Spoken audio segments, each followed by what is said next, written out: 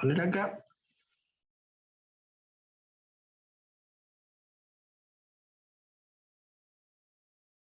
Perfecto, estaríamos grabando entonces en este momento esta primera clase de epidemiología. Insisto, si alguna tiene alguna duda, levanta la mano y nos consulta. Ahora sí, entonces voy a empezar yo con la primera clase, si es que puedo compartir la pantalla ahora. Esto creo que es acá. Ahí estamos, se debería estar viendo. Así que aquí tenemos que venir presentación con diapositiva desde el principio. Y ahí estaríamos con esta primera presentación. La idea de esta clase, como dije, es una clase de introducción para que unifiquemos el lenguaje entre todos y la forma de empezar a encarar estas cuestiones. Así que esto es epidemiología aplicada a la vigilancia y control de enfermedades. Pretendemos que sea una cosa muy, pero muy práctica. Así que como es la introducción, siempre yo tengo la costumbre de empezar con Jon Snow. Aunque parezca mentira, la semana pasada estuve dando, a veces la vida da oportunidades, tuve a partir de algunos amigos, de ir a Inglaterra, llegué este lunes, de ir a Inglaterra a dar una charla y participar de un taller con la Universidad de Surrey, que está ahí en Guildford. Y fue bastante interesante, entre otras cosas porque, bueno, el tema era investigación científica y la forma de que con esa investigación se impulsen los programas de salud. Y bueno, la charla que me tocó dar a mí, que era sobre ejemplos de epidemiología aplicada a los programas de control, es lo que nosotros hemos hecho durante 40 años con hidatidosis, con Chagas, con hantavirus, con triquinosis y bueno, obviamente con zoonosis, pero a veces con otros temas. Me ha tocado trabajar con sífilis, en fin, muchas cosas. Entonces, dentro de ese tema, también empecé a que estuviera en Londres con Jon Snow, que quizás algunos se lo acuerde de cursos de grado cuando cursó epidemiología en su facultad, que siempre me parece el modelo a seguir, porque además de ser el padre de la epidemiología, es un inglés de Londres, así que arranqué con él en Londres. ¿Y por qué arranqué con él en Londres? Porque en realidad, cuando uno ve lo que hizo Jon Snow, y lo que tenemos que hacer hoy día es lo mismo. No hay prácticamente ninguna diferencia en nada, ni siquiera en la epidemiología espacial, que hoy día está de moda, vinculado a esto. Entonces, ¿qué queremos hacer nosotros en epidemiología? Lo que hizo Jon Snow en Londres, que para los que no se recuerdan, Londres tuvo un brote de cólera, moría mucha gente, tuvo más de uno, pero el tema es que en esa época no se conocía ni siquiera la existencia de las bacterias. O sea, las teorías de la transmisión de enfermedades se basaban en los miasmas, la altura, o digamos, se suponía que en los lugares más bajos había más materias mórbidas, o sea, se sospechaba la existencia de algo, pero no se conocían las bacterias. Entonces, Jon Snow hizo epidemiología. ¿Y qué hizo? Sobre un plano de Londres, recorrió todas las casas y marcó cada uno de los muertos, dónde estaban los muertos. Así que eso le dio un mapa de distribución espacial, una epidemiología descriptiva. No se había inventado el término epidemiología, obviamente. Y luego empezó a tratar de relacionarlo, si era verdad la teoría de las alturas, digamos que las zonas más bajas había alguna relación, pero él después empezó a marcar en el plano las redes de agua potable, que en esa época no eran redes, eran canillas públicas, y empezó a marcar las descargas de líquidos cloacales, que ahí están en el mapa con X las canillas. Y viendo eso observó que donde había mayor concentración de casos estaba ligado a una bomba de agua cuya agua estaba contaminada por una de esas descargas de líquidos cloacales. Y imaginó que eso podía ser la causa del problema, y como dije en la reunión de Londres, cerró la canilla y se acabó el problema. Esto es, es un modelo de epidemiología espacial, de epidemiología descriptiva y de solucionar un problema en base a observaciones, aún cuando no conocemos el agente etiológico o qué es lo que, digamos, si logramos saber lo que pasó y encontrar eslabones en esa cadena, que rompiendo ese eslabón podemos solucionar el problema, podemos controlar enfermedades, aún si no conocemos el agente etiológico. Esto es, para mí es un modelo, y siempre uno está diciendo, esto es la epidemiología, esto es epidemiología, digamos. Después uno puede hacer bastante historia sobre epidemias. Es muy interesante, hay algunos libros muy lindos sobre la existencia de epidemias. Esta fue una de las primeras epidemias que tuvo que ver con lo que se llamaron pestes antoninas, que afectó a los ejércitos romanos, que en ese momento dominaban el mundo, y que se fue expandiendo por todo el imperio a merced a las vías de comunicación. Los romanos, como ustedes saben, hicieron grandes vías de comunicación, rutas empedradas, que recorrían el imperio para ir más rápido. Y entonces la epidemia se fue expandiendo a partir de esas vías de comunicación en la época del imperio de Marco Aurelio, y donde surge Galeno como una de las figuras estelares de la medicina. Esto es, entonces, que las epidemias nos vienen sacudiendo, recordemos a la peste bubónica, que mató al 30% de la población mundial. Y finalmente, la última, que es la que uno dice, bueno, pero estos eran los romanos, pasó hace mucho. Argentina tuvo la gripe española también afectó a todo el mundo, incluida a la Argentina, donde empezamos a pintar los árboles de blanco y a hacer un montón de cosas, y la gente empezó a usar barbijos, y finalmente llegó el COVID, como nuestra última, hasta ahora, epidemia. Esto es vieja, este slide. Luego el COVID se expandió y abarcó prácticamente todo el mundo. Esto quiere decir que la existencia de epidemias viene asolando al mundo desde siempre, con agentes nuevos, y que muchas veces nos enfrentamos a estas epidemias sin tener muy claro a veces cuál es el agente etiológico. Vamos a hablar durante el curso de un brote de la aparición de hantavirus en la provincia, donde fue más o menos como el cólera en Londres, o sea, una enfermedad que no se conocía prácticamente, que no sabíamos el reservorio, que no se sabía que había transmisión interhumana, y que finalmente, bueno, fuimos conociendo de a poco cómo ha sido COVID, que de entrada no sabíamos cómo se transmitía, quién era el reservorio, si era el murciélago, si era el pangolín, etc. Así que todo esto siempre que genera la necesidad de cuando aparece una enfermedad nueva o una enfermedad que ya existía, pero que ha reemergido, la necesidad de conocer fundamentalmente cuál es el eslabón más débil de la cadena de transmisión para poder controlar la enfermedad. ¿Qué es el objetivo de lo que queremos acá?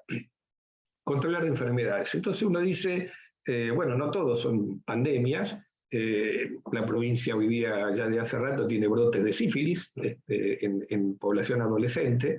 Tenemos hidatidosis, que está reemergiendo, porque tenemos nuevamente casos humanos en chicos.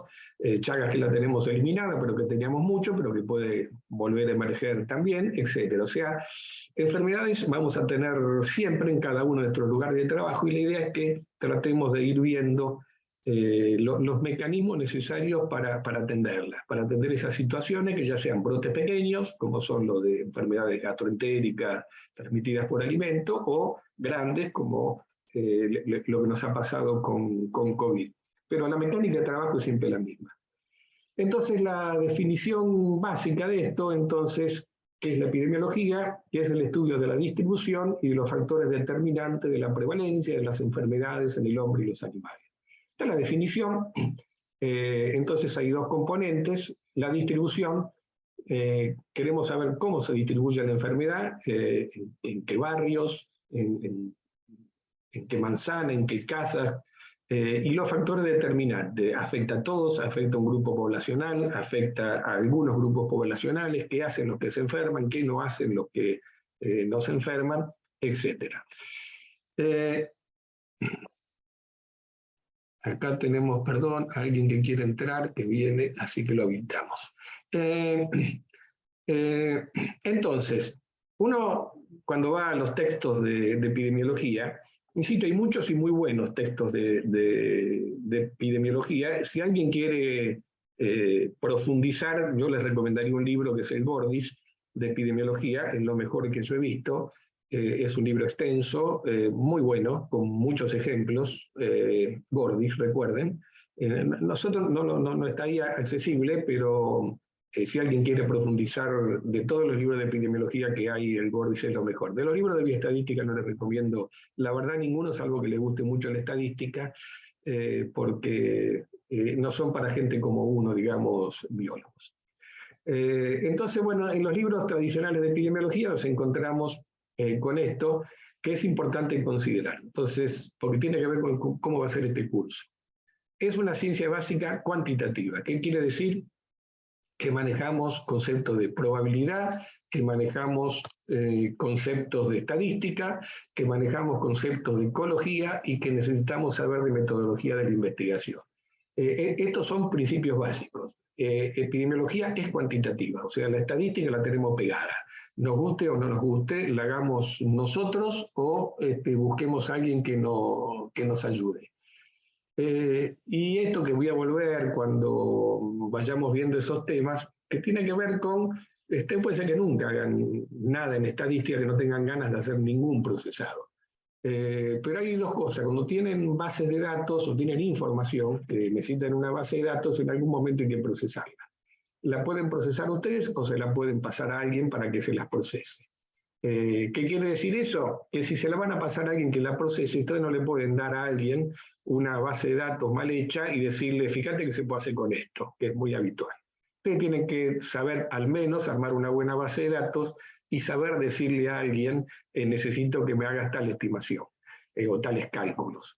Uno tiene que saber lo que va a precisar. Y lo mismo, toda hoy día la forma de actualizarse son con trabajos científicos, ¿no? Lo que uno aprendió en la facultad y con los libros es antiguo muy rápidamente, entonces la forma correcta es estar actualizado con la bibliografía. Acotación, en ese punto de bibliografía que está en la base de datos hay dos links. Un link les permite entrar a la Biblioteca Nacional de Medicina de Estados Unidos, a la cual llamamos PubMed, donde prácticamente toda la información científica publicada está allí. Vamos a mostrar su uso más adelante, pero eso ya lo pueden aprovechar para los que no lo conocen. Simplemente tienen que entrar ahí, colocan el buscador, lo que quieren buscar, no sé, es en inglés, lo ideal es poner palabras en inglés, que puede ser o el nombre de un autor o el término. El término del nombre de la enfermedad y les va a traer todo lo que se ha publicado en el mundo hasta el último día, o sea, está actualizada al día. Cuando nosotros éramos jóvenes, hace mucho tiempo, buscar bibliografía implicaba ir a una biblioteca, revisar las fichas, que la bibliotecaria nos oriente un poco y después sacar el trabajo y después escribirle al autor para que nos mande el trabajo. Ahora uno entra a PubMed y en 2 minutos tiene todo lo que se ha publicado sobre COVID en la última semana. Bueno, entonces le decía, y la otra base de datos, perdón, la digresión, es la base de datos de Cielo, que tiene la ventaja que son todas las revistas científicas en español, básicamente. Muchas que no están indexadas internacionalmente, pero sí indexadas en Argentina o en Sudamérica, y eso permite acceder a muchos trabajos publicados en revistas regionales, también que es muy completa.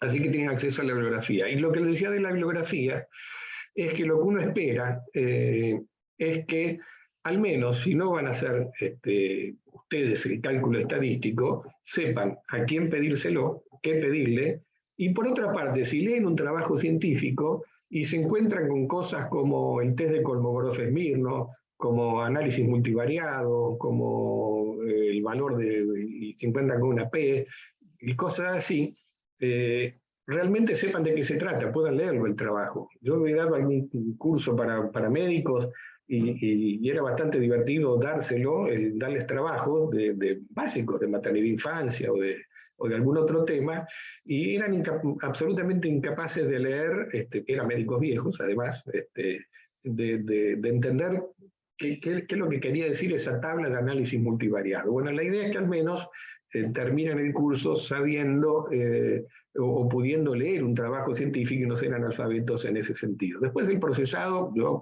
los análisis univariados me los hago yo, los multivariados se los pido a una amiga que es especialista en eso y me los hace, pues como yo no los hago seguido, es más fácil dárselo a alguien que sabe. Así que nada, eso. La otra cosa vinculada a la epidemiología, entonces, es que es un método de razonamiento causal. ¿Qué queremos hacer? Generar hipótesis y probar las hipótesis, dirigidas obviamente a la ocurrencia y prevención de enfermedades. Entonces, con base estadística, generamos hipótesis. Con algunos diseños nos quedamos en la generación de hipótesis y a veces nos basta tener la hipótesis porque nos parece que con eso es suficiente y otras veces vamos a pasar a un diseño epidemiológico que nos permita comprobar si es hipótesis. Generalmente esto lo hacemos en forma estadística. Y el último concepto, que lo puse con letras más grandes, es que es una herramienta de acción basada en la ciencia, el razonamiento causal, y lo que para mí es la cuestión más importante, que es una dosis de sentido común práctico.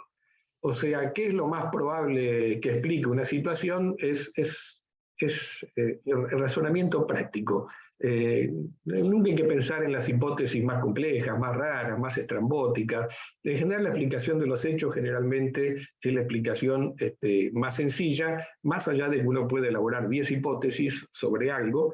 En realidad, seleccionar intelectualmente la mejor hipótesis es un problema de sentido común. Y el enfoque en el campo para resolver problemas de enfermedades requiere de sentido común. Con sentido común hacemos epidemiología con toda seguridad. Si leemos y estudiamos mucha epidemiología, pero no tenemos ni un poquito de sentido común práctico, tampoco vamos a hacer buena epidemiología. Entonces, cuando hablamos de epidemiología aplicada, que es básicamente este curso, lo que estamos diciendo es que vamos a tratar de enfocar la epidemiología a resolver problemas concretos. Por eso los ejemplos que vamos a poner en los trabajos son problemas concretos. O sea, queremos que ustedes fundamentalmente vean cómo se puede aplicar a cosas sencillas, no ni siquiera grandes problemas o investigaciones epidemiológicas, sino en la cuestión epidemiológica de todos los días. Por eso, gran parte del material que ustedes van a tener y ejercicios que van a tener que hacer están sacados de nuestra vida, la nuestra, la de Pablo Lavanchi y mía, vinculados a las enfermedades con las que hemos trabajado, porque yo no puedo poner ejemplos de enfermedades con las que no trabajé.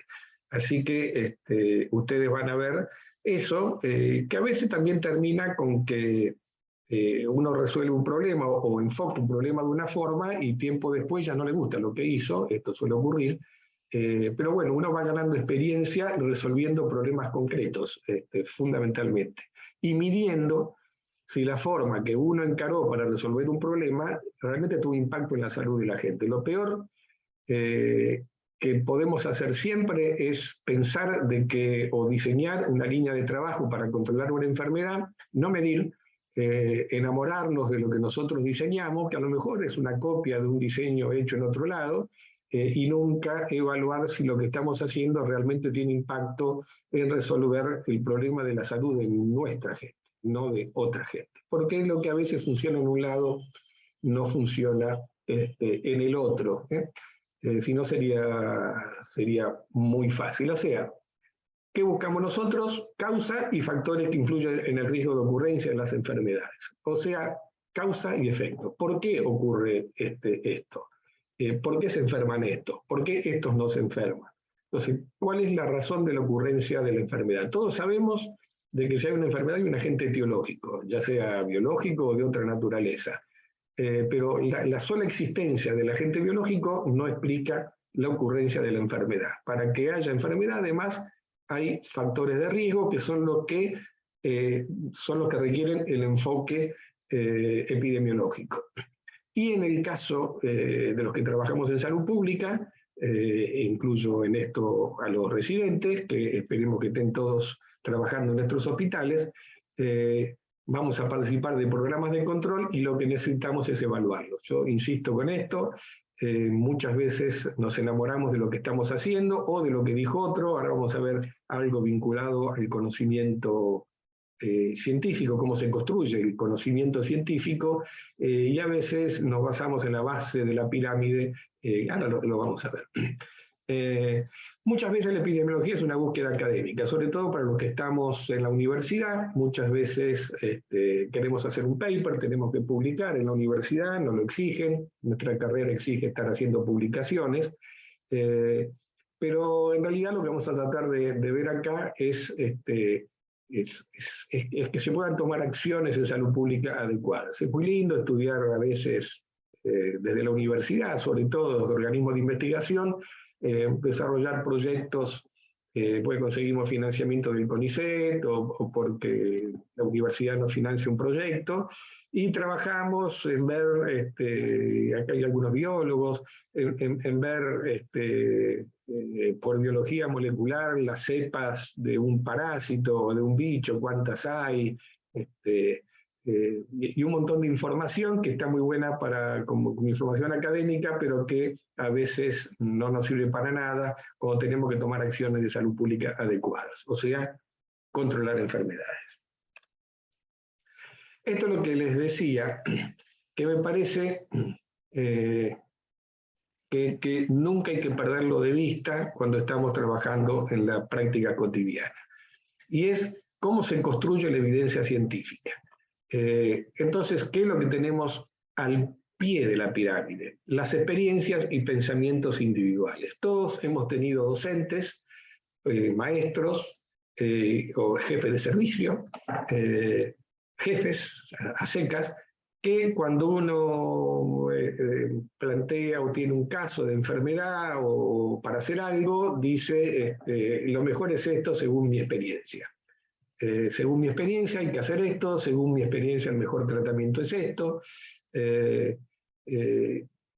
Son ideas individuales. Entonces pueden ser válidas, sí, obviamente. Hay gente que tiene más experiencia, gente que ha visto mucho, pero no toda la gente es capaz de analizar esos datos. Esto es una base, y siempre digo, yo crucé con Urquijo alguna vez epidemiología en el Instituto Nacional de Epidemiología cuando era joven, y Urquijo, que era un maestro ya viejo, él se dedicaba a poner en duda lo que decían justamente la gente que habla de su experiencia.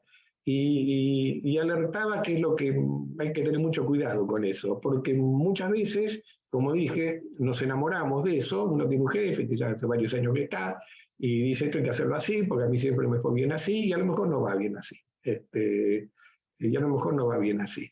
Yo también pongo siempre como ejemplo, yo trabajé toda mi vida en hidatidosis, toda mi vida, y desde que empecé trabajo con cirujanos. Obviamente la hidatidosis es una enfermedad de los cirujanos, así que siempre trabajé con ellos, y recuerdo que los cirujanos discutían en los congresos de cirugía, creo que lo siguen discutiendo, si la mejor cirugía es la cirugía radical, en la cual arrancan todo, el lóbulo, o la cirugía conservadora, que resecan una parte de la membrana. Y son discusiones que creo que hoy día no se ponen de acuerdo, y son dos estrategias totalmente distintas. Entonces el que trabaja con uno va a decir, según mi experiencia esto es lo mejor, y según el otro, según mi experiencia, esta otra técnica es la mejor. ¿Y cómo se soluciona entonces eso? Bueno, se soluciona con epidemiología y estadística.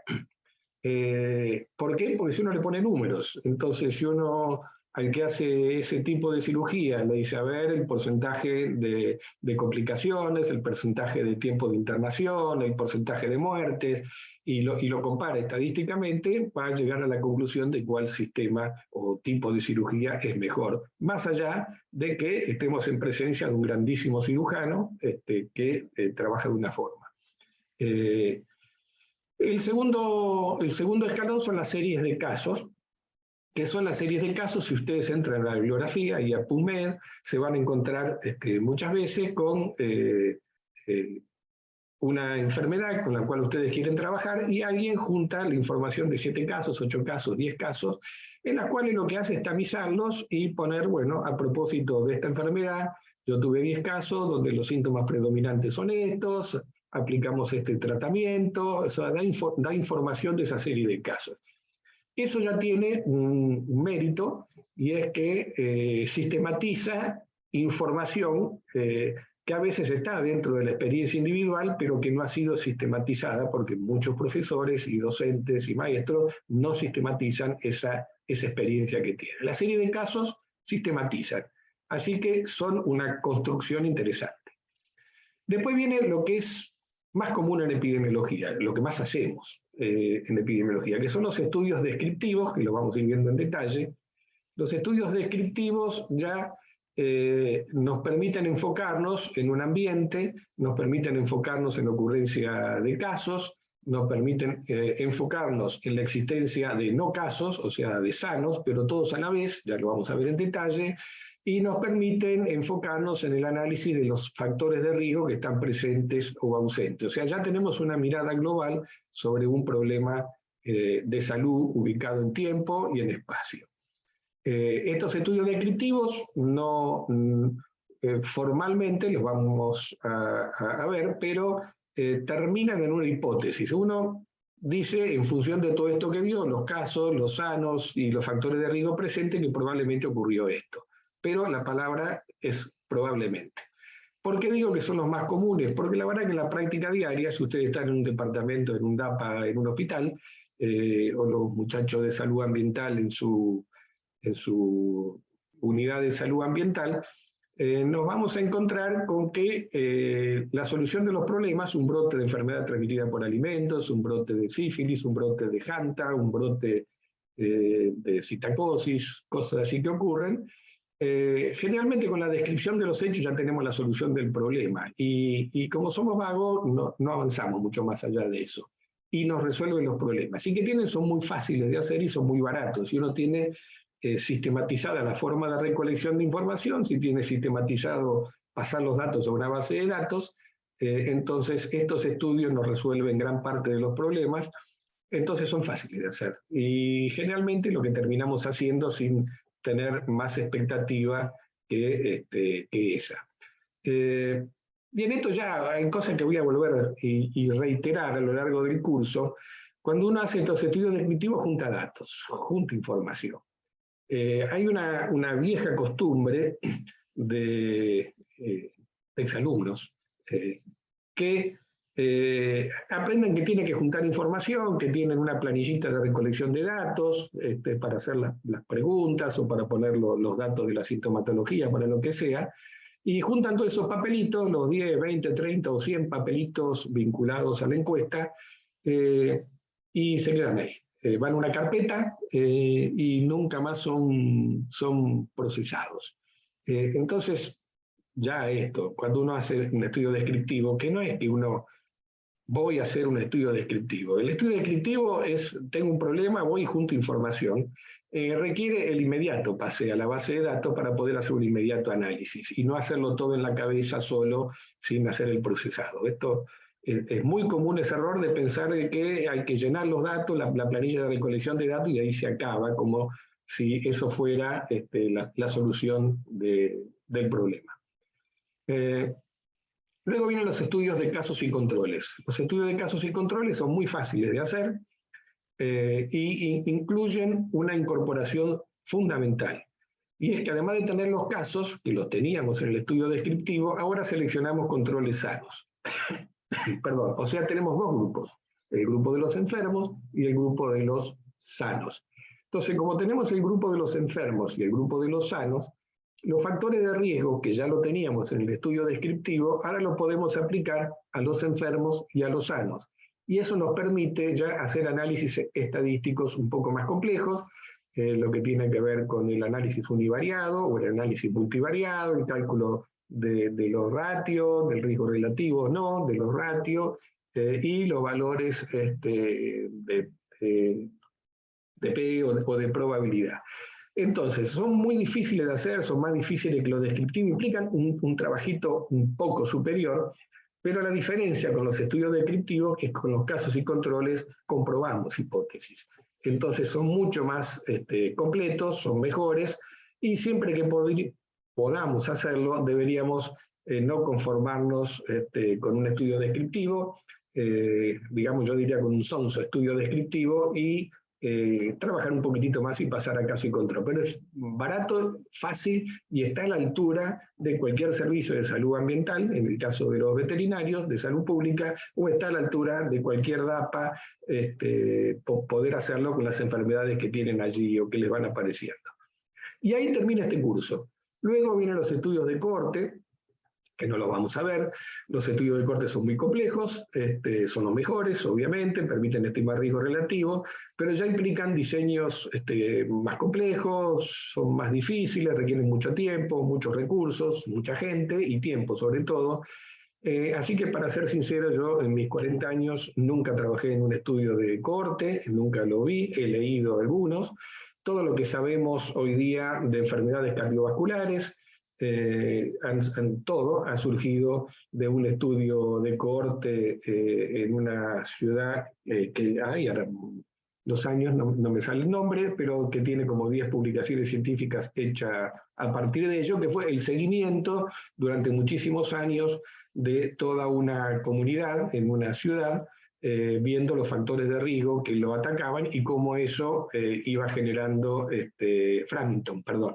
El famoso estudio de Framingham, que es un estudio de corte fantástico. Si algún día quieren leerlo, a mí me parece una joya de la epidemiología, porque siguieron, creo que 20 años o más, a una ciudad entera para ver la aparición de enfermedad y relacionarla con los factores de riesgo presentes. Son difíciles. Yo, insisto, he leído, pero no los he hecho. Y finalmente los estudios experimentales, que implican la manipulación por el observador, que ya deja de ser observador, sino que mete mano en eso. Yo tampoco he participado, salvo en la prueba de vacuna contra la hidatidosis, que podríamos llamarlo como un estudio experimental de alguna forma. Pero entonces, básicamente, lo que vamos a ver en detalle son los estudios descriptivos y los estudios de casos y controles, que son los más prácticos de hacer en los ámbitos de trabajo donde están ustedes. Dicho eso, estamos bien. Dicho eso, entonces, cosas básicas para recordar. Cuando entramos a trabajar en epidemiología y en una enfermedad en cuestión, hay formas distintas de ver. Siempre digo, en general los veterinarios en esto son bastante buenos, aunque no sepan nada de epidemiología. ¿Por qué? Porque desde que están en la facultad, además de hacer clínica de perros o clínica de caballos, además hacen clínica de ovejas y clínica de vacas. Las ovejas y las vacas se mueren y hacen producción animal. Y cuando se muere una oveja o una vaca, lo llama un productor diciendo se me cayó una vaca, el veterinario no va a revisar la vaca, sino que lo que hace primero es empezar a hablar con el dueño y preguntarle qué hay en la pastura, dónde estuvo comiendo, revisa la pastura a ver si hay plantas tóxicas, pregunta si le dan sal, pregunta de dónde saca, cuál es la aguada, de dónde sacan el agua, después pregunta si hay más, si es la única o esto le viene ocurriendo, o sea, busca otros.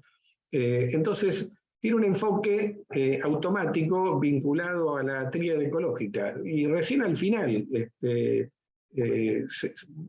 capaz que va a ser la necropsia si el animal estaba muerto, y empieza a pensar por los resultados de la necropsia en un agente etiológico. Pero automáticamente pensamos en el medio ambiente.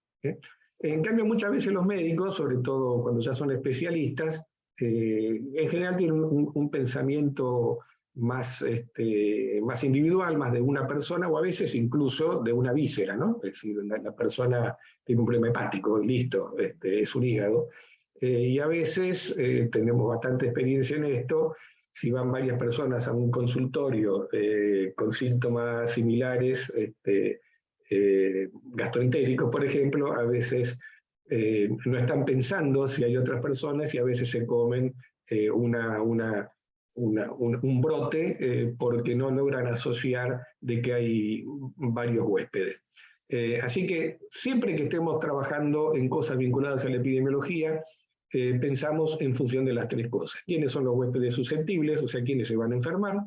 Pensamos en todos los factores que están relacionados al ambiente con esa enfermedad y pensamos obviamente en el agente etiológico cuando lo conocemos y tratamos de buscar cuál es el eslabón más débil de esa tríada ecológica. Y el otro elemento que realmente es importante tener presente cada vez que trabajamos en esto, porque siempre tenemos que ver todo esto, es como que uno tiene que rápidamente enfocar su mente en todo esto, no es que lo vamos a saber todo, es la cadena, la famosa cadena epidemiológica. ¿Vamos a conocer todos los eslabones? No. A veces conocemos el agente etiológico, a veces no. A veces confiamos en tomar una muestra y mandarla al laboratorio, y a veces el laboratorio no tarda un mes, 15 días, o nunca. Si tenemos que mandarlo al Malbrán, sabe Dios cuándo vuelve. Si es un brote gastroentérico, hay que ver si se puede aislar el agente. A veces no se conoce, es una enfermedad nueva, como nos pasó con Hanta, como pasó con COVID. Así que no confiamos en eso. Luego tenemos que conocer sus reservorios en la medida de lo posible. Vamos a ver en Hanta que vino el CDC, nos explicó más o menos qué era Hanta, nos dijo el reservorio es un roedor. Claro, Bariloche había 24 tipos de roedores, sabe Dios cuál es. Y hasta no saber cuál es el tipo de roedor, no sabíamos cuáles eran los ámbitos peligrosos. La puerta de salida, el vehículo de salida, o sea, cómo se contagia esta enfermedad, cómo pasa de un reservorio a otro, o sea, todo lo que tiene que ver con el mecanismo de transmisión, que a veces lo sabemos y a veces no. ¿Cuál es la fuente de infección? Si hay una fuente de infección específica, separada, la canilla pública de Jon Snow, tenemos una canilla pública, está esa fuente de infección. Si hay una fuente de contaminación, nuevamente los líquidos cloacales de Jon Snow, y luego la puerta de entrada, cómo ingresa al organismo, si requiere contacto íntimo o no requiere contacto íntimo, y cuáles son los huéspedes susceptibles que se van a poder enfermar o infectar y características de ellos. Y todo esto, ¿en qué ambiente se da? No siempre, insisto, hay enfermedades que sabemos todo esto, absolutamente, pero a veces, por más que sabemos mucho, yo tomo mucho a sífilis como ejemplo, lo daba en clase de grado y también acá. ¿Por qué? Porque la cadena la conocemos toda. ¿Qué parte de la cadena no sabemos? Sífilis, una enfermedad no sé cuántos años tiene de conocida. ¿Y qué es lo que cambia? Y bueno, lo que cambia es el huésped susceptible, digamos. Cuando yo era joven, la sífilis era una enfermedad de prostíbulos y de trabajadoras de la calle y ligado a eso nada más. Entonces, no había otro conocimiento de la enfermedad. En cambio, hoy, que sabemos que están adolescentes y que han cambiado las prácticas sexuales, y bueno, no hay protección, y entonces tenemos huéspedes susceptibles que no son los mismos que eran antes. Entonces, con la misma cadena epidemiológica, un solo eslabón, que son los huéspedes susceptibles, han cambiado, y en función de eso tenemos una enfermedad que se nos complica, tenemos sífilis congénita en la provincia, cosas que no deberían existir más, una enfermedad que se arregla con ampicilina, creo, ¿no? Con una inyección. O sea, fácil de controlar, fácil de analizar, tenemos laboratorio y sin embargo tenemos sífilis congénita en la provincia, lo cual es una vergüenza epidemiológica y una vergüenza de los servicios de salud, que se le escapa y se le pierde eso, digamos. Son problemas nuestros del sistema de salud, ¿no? Pero bueno, toda esta cadena entonces tiene esos problemas, toda esa necesidad de tener información de ella, que a veces, insisto, la tenemos, y otras veces tenemos que averiguar qué es lo que está pasando, porque la enfermedad la conocemos, pero apareció otra fuente de infección o otra fuente de contaminación, pasa mucho con las gastroentéricas, y tenemos que estar manejando esta situación o cambian los huéspedes. Pensar siempre en términos de cadena, qué sabemos, qué no sabemos y sobre cuál de esos eslabones podemos trabajar. Así hemos sabido, por ejemplo, con COVID, que de entrada el único mecanismo de prevención que teníamos era evitar la puerta de salida y la puerta de entrada usando barbijo, primero aislándonos en las casas, como no sabíamos nada de nada, primera reacción, evitar el contagio a través de la puerta de salida y puerta de entrada, evitar el entrar en contacto huéspedes susceptibles uno con otro. Después el barbijo, hasta que llegó la vacuna y podemos tener menos huéspedes susceptibles por un programa de vacunación. Esto cambia con cada enfermedad y dentro de cada enfermedad cambia en cada momento. Pensemos siempre en cadena epidemiológica. Esto de Hanta, sí. Nada que más acordar, simplemente por ahí pongo algo para romper un poco la rutina. Esto es una imagen de la gente nuestra de salud ambiental trabajando en Bariloche. Esto no es el CDC, son los nuestros, trabajando en la época que estábamos buscando cuál era el reservorio de la enfermedad, ¿no? Ese seguro que es un colilargo por el tamaño de la cola. Dentro de la cadena, obviamente tenemos algunas cuestiones particulares que no tenemos que olvidarnos, porque hay que tenerlo en la cabeza. Yo insisto de eso que le decía de el razonamiento y el sentido común. Uno no tiene que olvidarse de estas cosas, porque si uno las piensa y las tiene en la cabeza, va a llegar a respuestas rápidas con respecto al problema práctico que quiere resolver. Sabemos que agentes no son todos biológicos, si bien la epidemiología surge como una disciplina, ciencia o lo que sea, ligada a agentes biológicos, pero hoy día sabemos que hay otras cuestiones vinculadas a la sociología y a la psicología que pueden generar cada vez otro tipo de patologías y casi hablemos de epidemias, ¿no?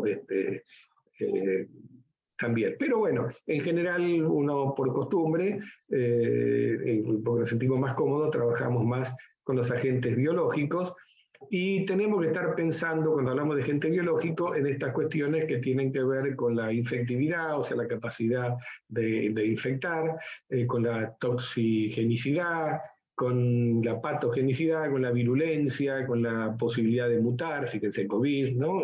Una vez se olvida de eso, de golpe nos vino el COVID y nos acordamos todos que los agentes que son en base a ARN mutan fácil, y de golpe no lo teníamos presente, generan la antigenicidad, generan respuesta inmune, no generan respuesta inmune. Fíjense que de moda se puso muchas de estas cosas con COVID, y la especificidad, afectan una especie, afectan a todas las especies. Todas estas cuestiones no tenemos que perderla de vista cuando vamos a trabajar con una enfermedad. Fíjense, esto lo traje a colación de la contagiosidad. También es de las primeras imágenes que tuvimos de COVID, y que tenía que ver con la contagiosidad que llevó, para mi asombro, yo trabajaba con el RO, la capacidad de reproducción de la gente en equinococosis, en hidatidosis, y era como un concepto difícil de explicar y que nadie manejaba en términos populares.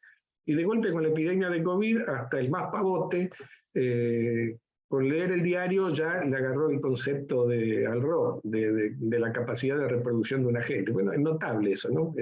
COVID fue un curso de epidemiología aplicado, dirigido no solamente a la población médico, veterinario, profesional, sino a la población que empezó a manejar términos notables. Así que bueno, COVID era muy transmisible, con un RO una capacidad de reproducción bastante elevada, no tanto como el sarampión, algunos otros, pero muy inferior a otros. Fíjense que ahí lo tenemos a la izquierda, al MERS, ¿no?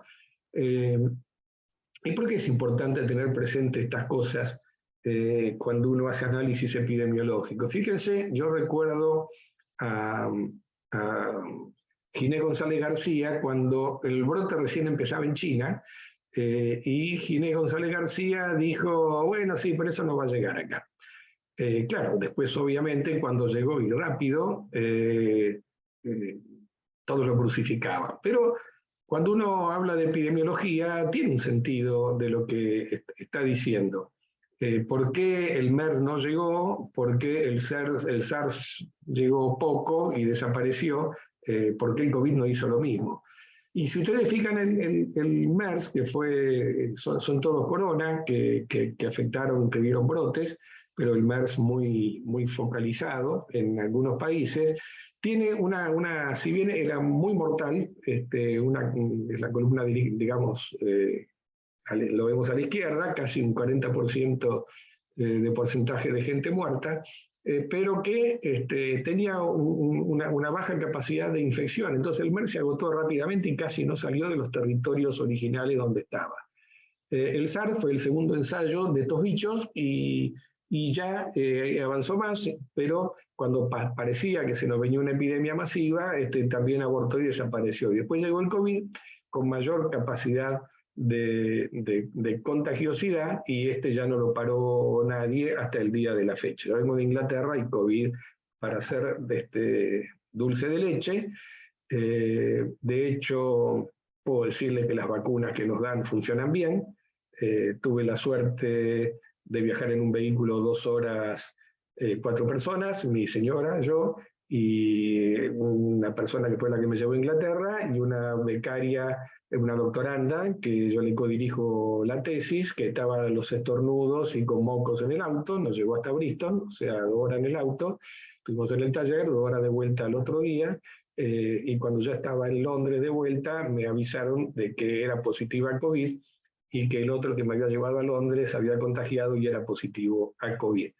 Y nosotros no tuvimos nada, a pesar de estar 2 horas en una cámara de fumigación encerrados en un auto. O sea, siempre son experiencias interesantes, ¿no? La vida es eso. Así que, ¿por qué le erró Ginés? Y le erró porque se basó en los antecedentes de otros brotes de COVID, en el MERS y en el SARS. ¿Por qué pensar que COVID iba a ser distinto? Fue distinto. Con respecto a los reservorios, tenemos otras cuestiones que tienen que ver también. Los reservorios son sanos, hay reservorios sanos o portadores sanos, porque esto es vital. Cuando uno quiere analizar el comportamiento de una enfermedad o planificar un control o algo, saber si esta enfermedad tiene portadores sanos es vital. El periodo de incubación, porque esto también nos da muchísima información, saber cómo nos tenemos que manejar, el periodo convaleciente, y si en ese periodo siguen o no transmitiendo la enfermedad, el periodo postconvaleciente, y si nos quedan como portadores crónicos, porque en esta clase de patologías tenemos problemas, porque muchas veces estos crónicos no solamente son crónicos de que le dura la enfermedad, sino que son crónicos porque siguen eliminando o contagiando al prójimo. Entonces, tener presente esto nos permite predecir mucho mejor cómo se va a comportar esta enfermedad y la información que tenemos que tener. ¿No la tenemos? Vamos a las bases de datos, vamos a PubMed, vamos a Cielo y buscamos información. Si ustedes quieren saber de una determinada enfermedad, entren a PubMed. Siempre aparece alguno que es un resumen, una puesta al día, y con eso rápidamente tienen una información actualizada de la información con la cual tienen que trabajar. Porque el libro con el cual ustedes estudiaron o lo que le dijo el profesor queda antiguo. En cambio, en PubMed ustedes tienen la información al día de hoy. Insisto, algunos son trabajos nuevos, con desarrollos nuevos, pero siempre hay alguno que publica una puesta al día sobre determinada enfermedad en todos los aspectos. Otro concepto es el de los reservorios, si son originales o secundarios. O sea, esta enfermedad circula sobre este reservorio. Esto es equinococosis, el reservorio normal en la oveja. Después hay secundarios, en la liebre, qué sé yo. Pero en algunos casos estos secundarios no son importantes para nada, no influyen, y aquí viene el sentido común. Si yo tengo un 40% de perros infectados, ¿qué carajo, perdón, qué corno me importan los zorros? Sí, algún zorro estará infectado. Pero en otro tipo de enfermedades los reservorios secundarios pueden ser importantes. O a lo mejor son importantes si yo estoy ingresando en una etapa de erradicación de la enfermedad. Entonces cambia el análisis de lo que yo estoy haciendo sobre reservorios originales o secundarios. Pero esto son todas cosas que uno tiene que ver. Perdón, acá tengo gente que quiere ingresar. Se ve que se van y vuelven. Esperen que ya a ver si lo puedo resolver. Admitir a todos, ya estamos, listo. Perdón, pero de golpe estoy viendo que alguien quiere entrar a la sala. Así que esta cuestión de los reservorios también es vital cuando uno quiere hacer un análisis de una enfermedad. O sea, este es el concepto de epidemiología básica. ¿Y qué quiero decirles con estas 3 o 4 slides y estos 3 o 4 comentarios? Que es necesario que cuando uno va a enfocar una enfermedad, todo esto lo tenga en la cabeza. Y si no lo sabe, que lea a ver qué es lo último que hay sobre esto. Pero uno tiene que hacer el análisis tratando de pensar en todos estos aspectos de la enfermedad. Esto porque no avanza. Reservorio. Se me bloqueó esto. ¿Qué pasa? Puede fallar, dijo Tuzán. Tengo un bloqueo de pantalla. A ver qué pasa. Sorry, ahí está. Esta es la que venía después, pues las dos volvemos. Sí. Esto, bueno, a mí, obviamente, yo siempre hablo de hidatidosis, porque laburé 40 años con hidatidosis. Entonces, un poco es conocer todas estas cosas. A veces los ciclos son sencillos, a veces los ciclos son más complicados. Este es el de la hidatidosis, que es el ciclo perro-oveja, y es endémica en la provincia de Río Negro, y el hombre que se comporta como un huésped accidental, pero generando el ciclo, es accidental pero culpable. Entonces uno tiene que saber, si va a trabajar en una enfermedad, cómo funciona este ciclo. Los perros son siempre, se infectan todos, se infectan de jóvenes, se infectan cuando ya es viejo y tuvo varias infecciones, se sigue infectando. ¿Qué pasa con la oveja? Siempre que una víscera de oveja va a un perro, infecta al perro, o saber que la oveja tiene que tener más de 2 años, o el quiste más de 2 años para que se vuelva infectivo y transmite la enfermedad al perro. Uno tiene que saber que cuando el hombre se infecta, hay un montón de quistes que no desarrollan, o de parásitos que no desarrollan, o generan quistes que nunca crecen, no crecen lo suficiente, entonces están en equilibrio agente huésped con el portador. Toda esta información científica, uno tiene que estar actualizado, porque si no toma decisiones, ya sea de tratamiento médico o de programa de control, equivocadas y no basados en todo. Entonces, ahora vamos a repasar un poco alguna terminología para también ponernos de acuerdo en eso. Concepto de tiempo, lugar y persona. Esto es vital. Siempre que analizamos epidemiología lo hacemos en términos de cuándo ocurrió, dónde ocurrió y a quiénes afectó. Esto es importante. Después determinamos la frecuencia, que empezamos a jorobar con la estadística, recordando lo que es incidencia, lo que es prevalencia y lo que es mortalidad. Cuando decimos incidencia, recordar que estamos hablando de casos nuevos, son casos de ocurrencia de este año, digamos así, si hacemos la incidencia anual. En cambio, cuando hablamos de prevalencia, hablamos de todos los casos. Por eso, cuando hablamos de la notificación médica, de los casos nuevos que se hacen en el hospital y que pasan en el servicio de estadística, con esos datos se estima la incidencia. En cambio, cuando hacemos pruebas de screening, catastro, como un catastro ecográfico en salud escolar o por hidatidosis o un catastro serológico o algo así, generalmente lo expresamos como prevalencia, o sea, el total de gente positiva al screening, y en el denominador el total de gente evaluada, por eso lo expresamos como porcentaje. En cambio, la incidencia es el número de casos que se notifica al sistema de salud dividido por la población. Entonces, generalmente se expresa por 100.000. Bueno, y la mortalidad, que es el porcentaje de muertos en sus distintas variantes de letalidad. Luego, además de esos datos de incidencia, prevalencia, mortalidad y quiénes fueron afectados, en la determinación de los factores de riesgo. El juego de la epidemiología es trabajar sobre factores de riesgo. El agente etiológico es el mismo en todos lados. Acá es el mismo. Lo que cambia son los factores de riesgo. Yo siempre uso como también, mis ejemplos están siempre ligados a la hidatidosis. Siempre si uno ve viejos afiches de educación para la salud, se va a encontrar con una frase que es lave bien las verduras antes de comerlas, como un factor importante en la prevención. Yo siempre digo en la provincia de Río Negro, encontrar, por lo menos capasquear un poco más, pero antes encontrar un paisano que comiera verduras era insólito. O sea, nuestros paisanos no comen verduras. O sea, juntar berros o pasto o sembrar no lo hacen. Insisto, capaz que ha evolucionado un poquito.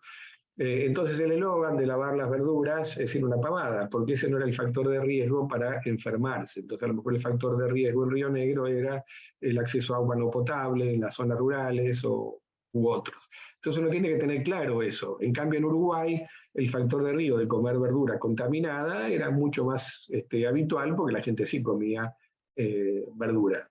Entonces, ante el mismo agente etiológico hay factores de riesgo que son distintos en un lugar y otro. Entonces uno tiene que conocer el factor de riesgo donde uno está trabajando. Y finalmente entonces los estudios de casos y controles nos llevan a explicar los mecanismos causales. ¿Por qué pasó esto? Entonces eso lo queremos saber y queremos demostrar estadísticamente por qué ocurrió eso. No se asusten con la estadística, van a ver que la van a ver de una forma sencilla y útil. Entonces, esto es un poco una síntesis de todo esto. Queremos responder a la pregunta de por qué determinados grupos de personas se enferman, por qué otros no. ¿Cuáles son los grupos que tienen más riesgo de enfermar? ¿Cuáles son los factores de riesgo que pueden actuar? Y cómo prevenirlos. Entonces, ¿cómo eliminamos esos factores de riesgo y cómo podemos predecir la ocurrencia de enfermedad en la población? También seguimos con este paneo de un montón de temas que, insisto, es toda una cursada de epidemiología básica, pero que necesitamos que ustedes se pongan de acuerdo en la nomenclatura. Acá me fui, perdón, atrás. Acá está. Entonces, el concepto de fuentes secundarias y fuentes primarias. Las fuentes secundarias están elaboradas por otras personas. O sea, cuando ustedes van a estadística y sacan la notificación médica de allí para ver el número de casos, está elaborado por otra persona o institución, o lo mismo si van a estadísticas vitales del registro civil. Y fuentes primarias son las que obtienen ustedes. ¿Y cómo las obtienen ustedes? Por ejemplo, se van al campo y hacen un screening, un catastro de algo, o una encuesta de factores de riesgo, ustedes mismos obtienen la información. Fuentes secundarias y fuentes primarias. ¿Cuáles son entonces las más comunes? Como dije, el certificado de función, la notificación médica obligatoria. Esta es la central. Yo quiero hacer hincapié en eso. ¿De dónde sacamos generalmente la fuente de datos? Es lo que los médicos le informan al área de estadística. Eso es la base del sistema. En los veterinarios tenemos lo de comicio en salas de faena, y después hay otros registros hospitalarios, los datos de laboratorio, el libro de cirugía, los datos de egresos, etc. La notificación médica, que vale la pena hacer alguna aclaración sobre esto. En primer lugar, notifican muy poco. O sea, faltan notificar. Los privados no notifican y muchas veces los estatales tampoco. Y el otro tema tiene que ver con que muchas veces tiene un sesgo, un error, porque muchas veces se basa en el diagnóstico inicial en un consultorio externo, y si bien después figura cómo debe ser confirmada esa enfermedad para que después, cuando sea notificado como confirmado, esto no siempre se hace. Entonces, muchas veces los casos, entre comillas, surgen con errores que a lo mejor tienen que ver con que originalmente el diagnóstico es difícil confirmarlo. o después no se confirma, o después si se confirma no se canta en el sistema de estadística. Pero eso es lo que nos permite mirar la tendencia. Nosotros, en general, Salud Pública se basa en la notificación médica obligatoria para la mayor parte de la toma de decisiones, porque además la tenemos día al día, y más ahora que tenemos sistemas informatizados. La tenemos todos los días y podemos identificar brotes o cosas todos los días. Antes era más largo el periodo de tiempo. Y estos errores que se pueden cometer por problemas en la notificación o por la subnotificación, los compensa que se parte de la premisa de que el margen de error que tiene es estable a través del tiempo. Entonces, si yo vengo siguiendo una patología y quiero mirar los últimos 10 años, durante los 10 años asumo que el error es el mismo, salvo que cambie mucho o que haya un cambio importante en la estrategia diagnóstica, por ejemplo, que ha pasado. En equinococosis una cosa era la notificación clínica por síntomas a partir de quiste grande, después se modificó cuando apareció la serología moderna y después se modificó cuando apareció la ecografía. Entonces pasamos a tener quistes más pequeños, etc. Pero nos basamos en que el sistema, el error es estable a través del tiempo, entonces sí nos sirve para medir algo que es vital para nosotros, que es la tendencia de la enfermedad. Sube, baja, está estable, hace picos, entonces la notificación médica eso no nos sirve. Son mucho mejores los datos de egreso hospitalario, porque los egresos generalmente ya tuvieron adentro, le hicieron análisis, imágenes y el diagnóstico es mucho más preciso que el de la notificación médica. Pero el tema es que egresos, que es un muy buen dato, es tardío. O sea, lo tenemos creo que 2 años después, entonces no nos sirve en la cotidianidad. El laboratorio lo tenemos al alcance de la mano, eso es una muy buena fuente de datos, ya sea el laboratorio general o el laboratorio de banco de sangre, que al menos para 5 o 6 patologías nos permite tener datos poblacionales bastante importantes. Así que estos son nuestras principales fuentes primarias, con esos problemas que tenemos con cada uno de los sistemas, pero que es lo que tenemos y que uno tiene que saber manejar. Esto el concepto, no sé por qué lo dije esto así, para recordar nada más, entonces, como vamos a trabajar mucho con tasas, recordar que las tasas de incidencia o de prevalencia se construyen con un numerador, que son las personas enfermas o muertas, o sea, las que desarrollan el evento, dice ahí, y que el denominador es el total de las personas en riesgo. Como les dije antes, ya sea el denominador de las personas, si hicimos salud escolar, son todos los chicos a los cuales le hicimos salud escolar, y el numerador será todos los que tienen, no sé, qué cosa pueden encontrar en salud escolar. En cambio, si el numerador son datos de la notificación médica, el denominador es el total de la población. Y esto es el periodo de tiempo en el cual nos estamos manejando. En general, los datos de incidencia son anuales y, en cambio, los datos de prevalencia suelen ser para nosotros, más allá de la teoría de la epidemiología, son puntuales, ¿no? Este screening tengo este dato de prevalencia. Las otras, entonces esto ya lo dije, medidas de frecuencia de las enfermedades. Prevalencia, recuerden, el número total de casos. Son todos los casos existentes, los nuevos y los viejos. O sea, si yo hago un screening, son todos los enfermos que detecto en ese screening, más lo que ya tenía detectado de años o de tiempos anteriores. En las enfermedades crónicas, por ejemplo en tuberculosis, va a haber una gran diferencia entre prevalencia e incidencia. Incidencia son los casos nuevos, o sea, los que diagnostico en este periodo. Entonces, en enfermedades agudas no va a haber mucha diferencia entre prevalencia e incidencia, el número va a ser muy parecido, pero en crónica, como en tuberculosis, puede haber mucha diferencia porque como la enfermedad no se cura, voy a tener muchos casos nuevos y muchos casos que vienen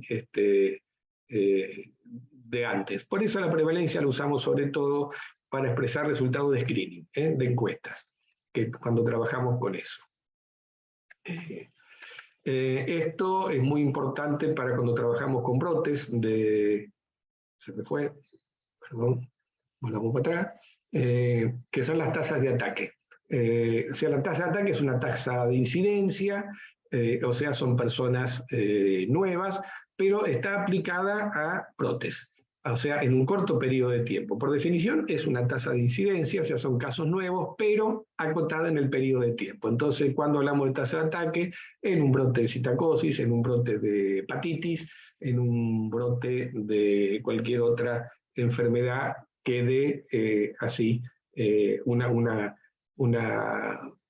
las gastroentéricas, en todas, cuántos comieron, cuántos se enfermaron de los que asistieron a determinada comida. O sea, breve periodo de triquinosis, por ejemplo, típico, estimar la tasa de ataque. ¿Cuántos se enfermaron de los que fueron, estuvieron, comieron o estuvieron en ese grupo? Y ataque secundario, que lo usamos menos, pero se usa, son el número de enfermos en los contactos de los casos. O sea, yo tengo una tasa de ataque que afecta a una cantidad de personas y luego viene la tasa de ataque secundario, que son los que se contagiaron de los de ataque primario. Siempre en la clase de grado pongo un ejemplo bastante real, es real y gracioso. Hace bastantes años hubo un brote de triquinosis en el Banco de la Pampa, en Santa Rosa, que afectó, digamos, a partir de un cerdo que salió de un criadero, mal analizado, o se les escapó, lo metieron trucho. El banco le daba a sus empleados sanguchitos de jamón y cosas así, de jamón crudo, los trataban bien, y hubo un brote que afectó a los empleados del banco. Lo interesante fue que tiempo después empezaron a aparecer en los hijos, en las esposas, en los parientes de los empleados bancarios triquinosis. Quiere decir que muchos se llevaban los sanguchitos a la casa.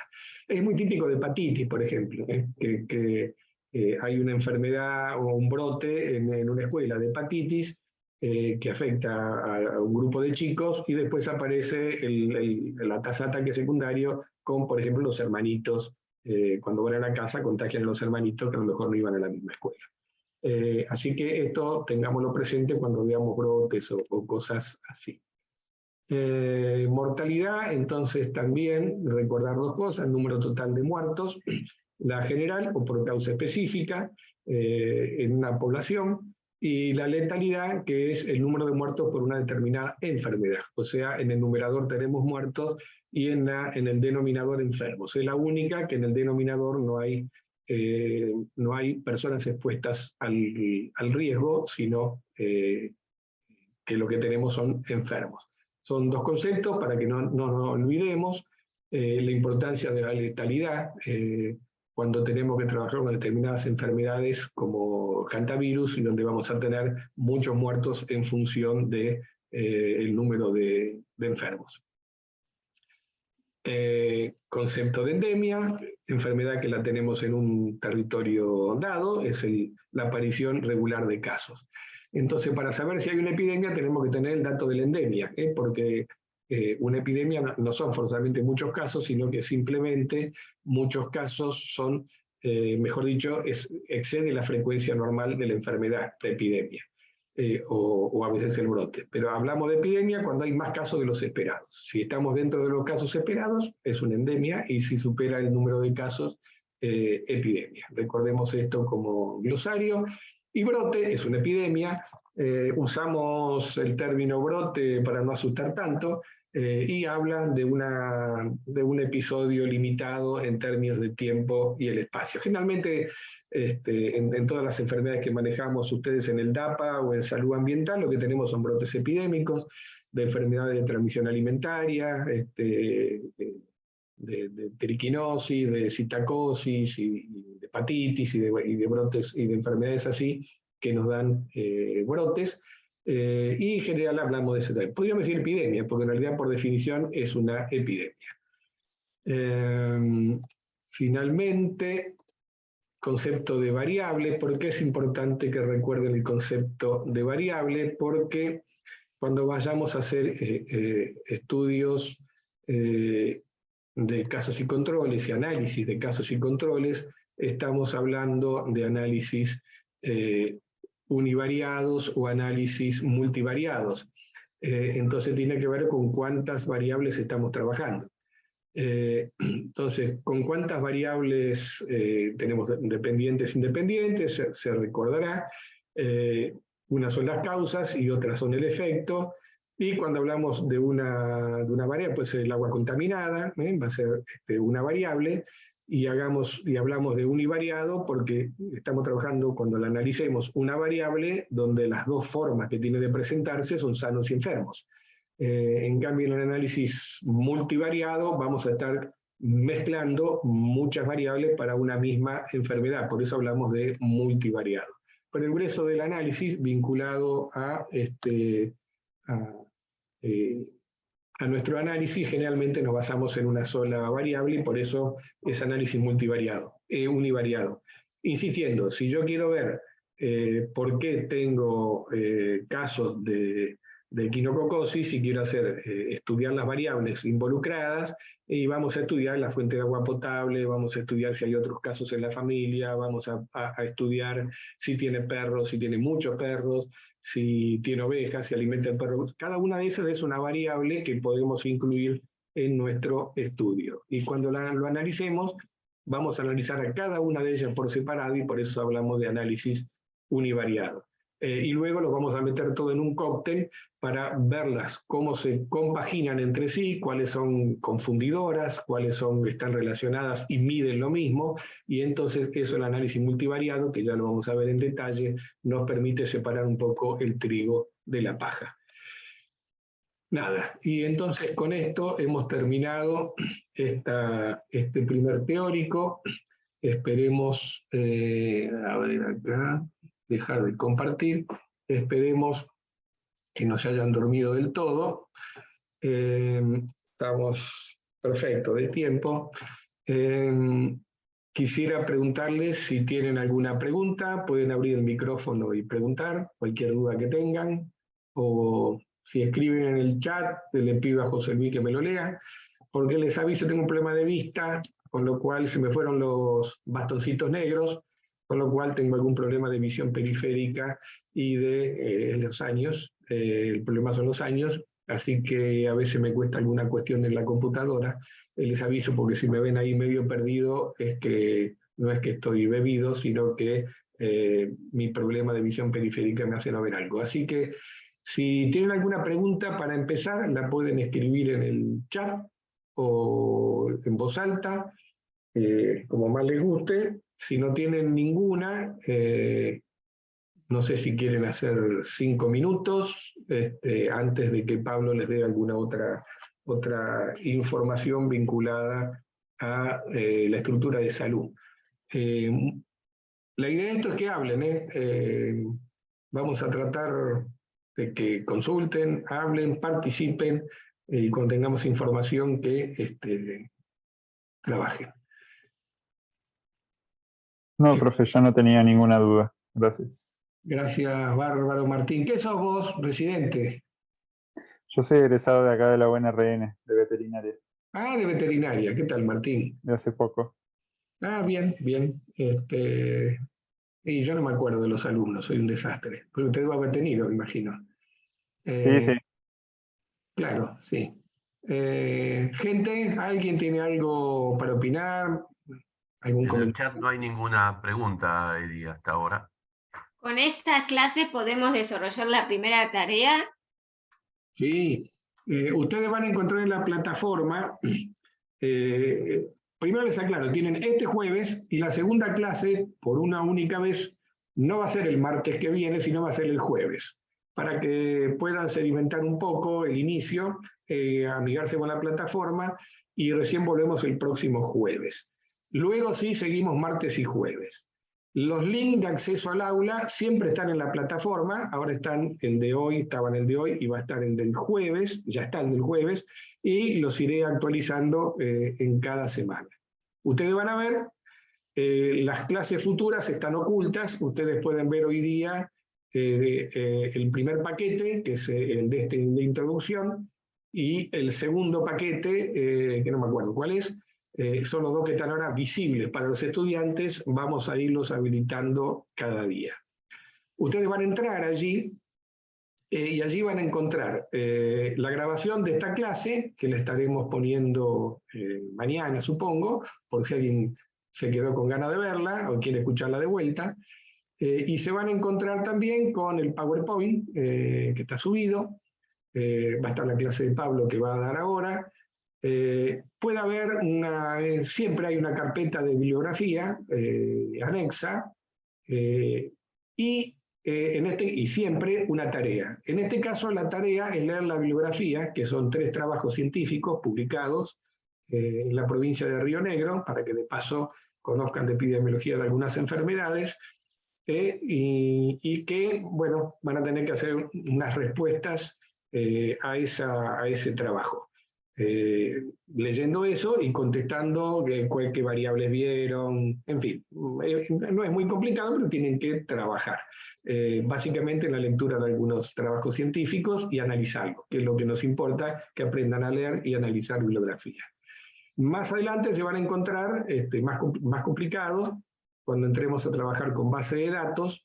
Ya les aviso que vamos a trabajar con Excel. Los que saben Excel zafan, los que no saben nada de Excel, bueno, trataremos de explicarles las bases de Excel, porque usamos Excel como base de datos, es lo más accesible, sencillo y que permite hacer casi todos los análisis y tener la información bien sistematizada sin complicarse con obviamente bases de datos más complejas o que hay que pagar o etcétera. Así que ahí se complica un poco más porque van a tener que trabajar con la base de datos, van a tener que pulirla, vamos a ver cómo se cargan los datos y cómo se pulen los datos cargados después de una experiencia en terreno. ¿Y los horarios son desde las 13 hasta qué hora? Mira, formalmente a los fines de la aprobación del curso son 4 horas de teoría, nunca vamos a dar 4 horas de teoría porque no la soportan ni ustedes ni nosotros, así que alguna va a ser más larga, otra más corta,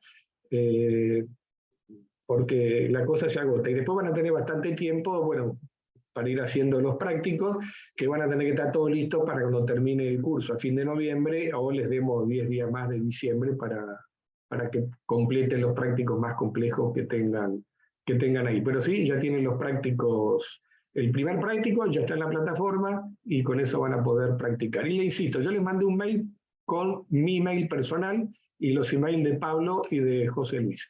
Más allá de que en la plataforma hay una forma de comunicación, no duden en mandarnos un email privado. A veces es más rápido y más sencillo que escribir en la plataforma y lo podemos contestar. No sé. Yo estoy bien.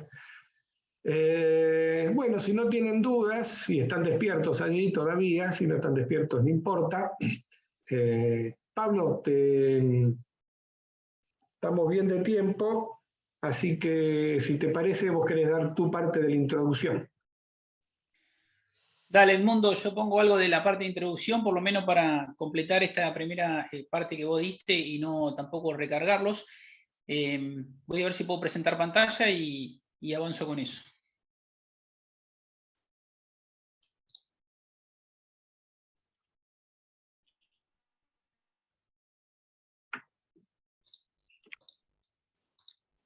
¿Se ve la pantalla? Perfecto.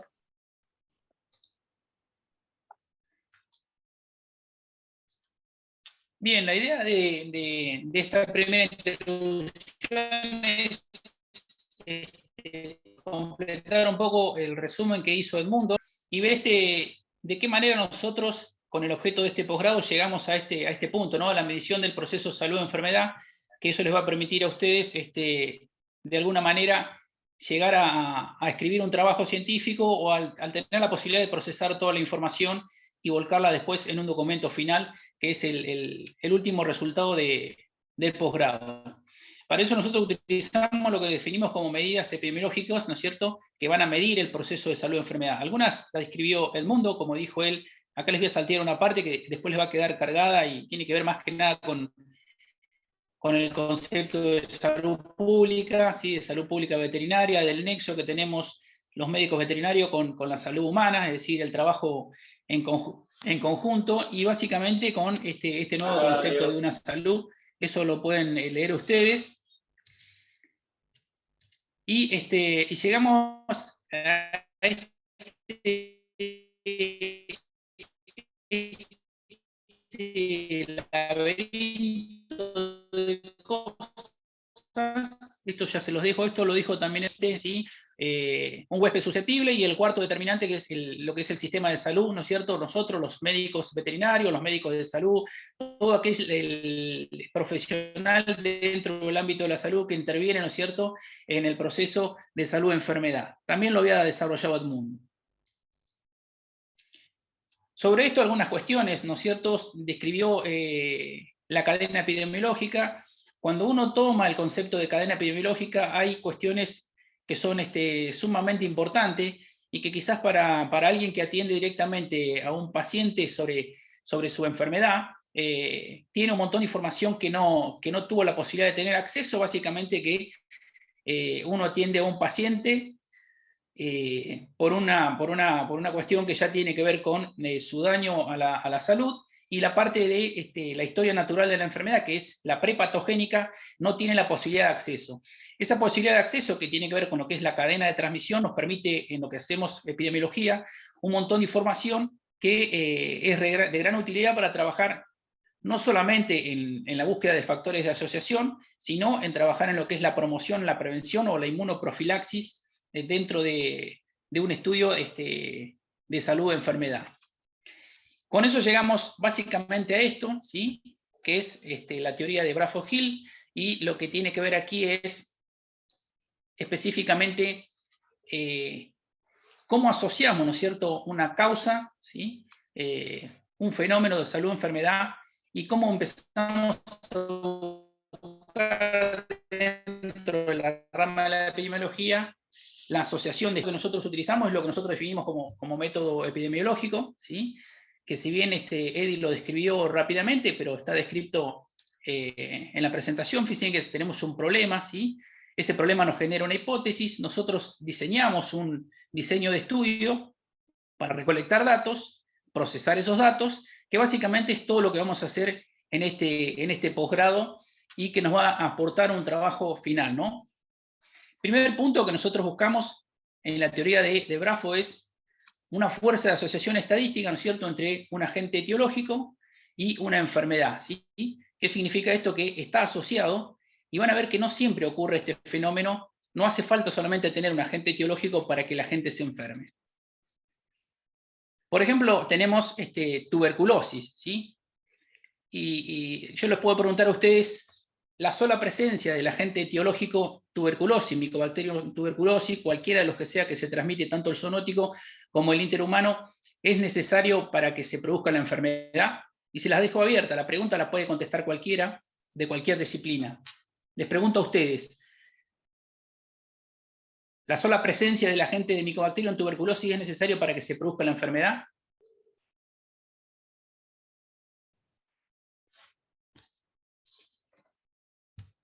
¿Nadie la responde? No, tiene que haber un huésped susceptible.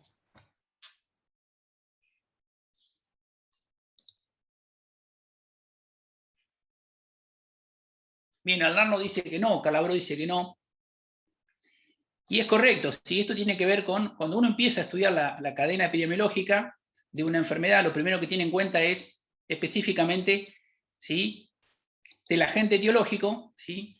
En el caso de Mycobacterium tuberculosis existen otras condiciones que tiene que tener el huésped susceptible para que se desarrolle la enfermedad. Esto tiene que ver cuando uno empieza a estudiar epidemiología y empieza a estudiar factores de asociación y estudia determinados reacciones de causa y efecto en una enfermedad. Si yo le preguntara lo mismo sobre, por ejemplo, otro agente etiológico, la idea es que participen para que empiecen a entender la teoría de la causalidad y el principio de Bradford-Hill es fundamental a la hora de que uno quiere describir una cadena epidemiológica. Si yo le preguntara, por ejemplo, a los médicos, a algunos de los médicos, la sola presencia del virus de la inmunodeficiencia humana es suficiente para que se produzca la enfermedad o el SIDA,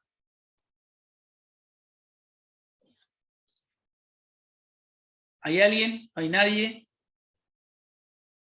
¿Se escucha por lo menos? Se escucha. Bueno, pueden contestarla. Total, no es una cuestión de que van a ser evaluados, así que pueden contestar mal también.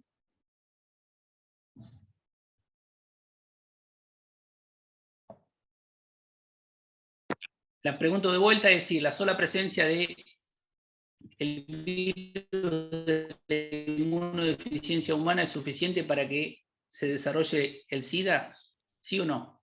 No, no es suficiente. Bien, ¿quién contestó? Susana. Susana, bien. ¿Por qué crees que no es suficiente?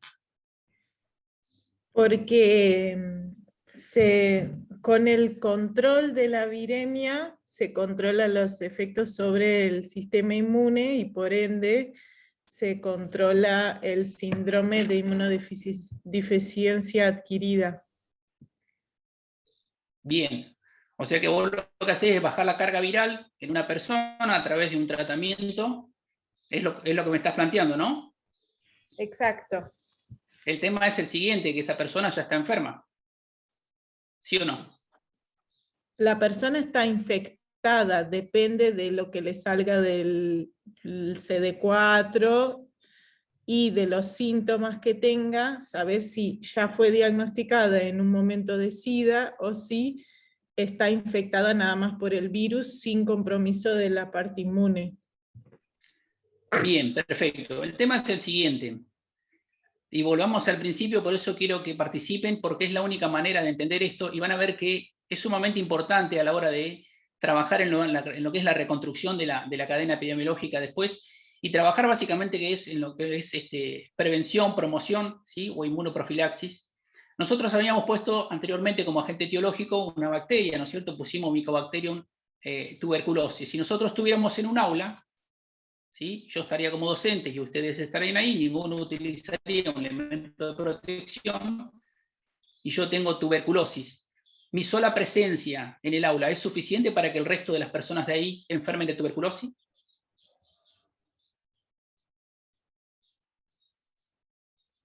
¿Sí o no?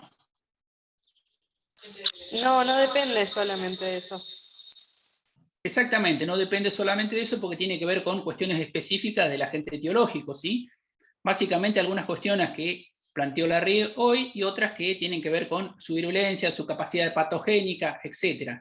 Entonces, cuando uno empieza a estudiar la teoría de la causalidad, empieza a verificar estas cuestiones. Es decir, ¿de qué manera yo puedo intervenir dentro de la cadena epidemiológica? El primer salto que yo tengo es básicamente ese, es decir, analizar el agente etiológico o tener las condiciones no solamente específicas del agente etiológico, sino la del huésped susceptible, u otra es el medio ambiente en el que se desarrolla.